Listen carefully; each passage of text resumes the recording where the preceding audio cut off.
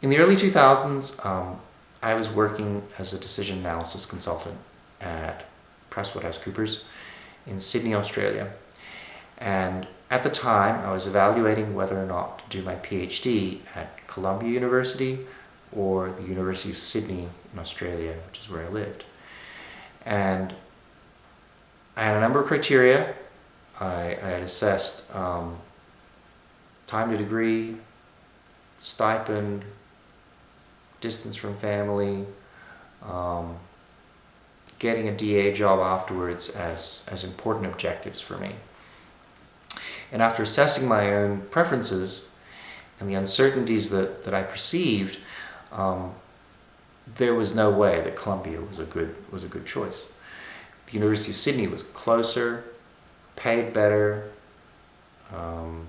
faster time to degree, and on criteria which were close, like getting a DA job, there was a great deal of uncertainty, especially around the job market in the United States, which I didn't know anything about.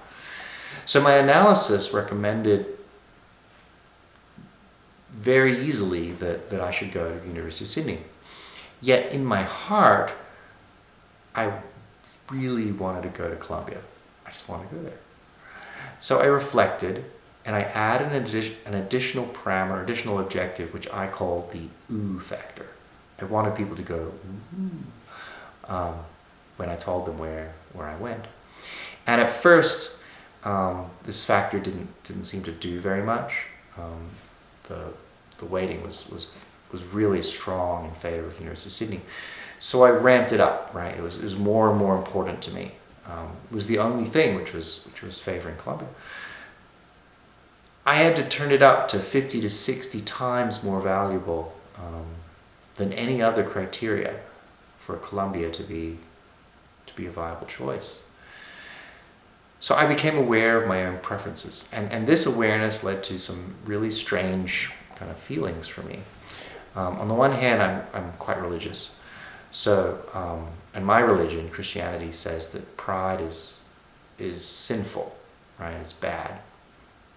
Which I had effectively quantified my pride as 50 to 60 times more important to me than any other career objective. Yet, on the other hand, I also felt tremendously relieved that I could now make a decision with my eyes open. In the end, I ended up going to Columbia. In the end, nobody said ooh.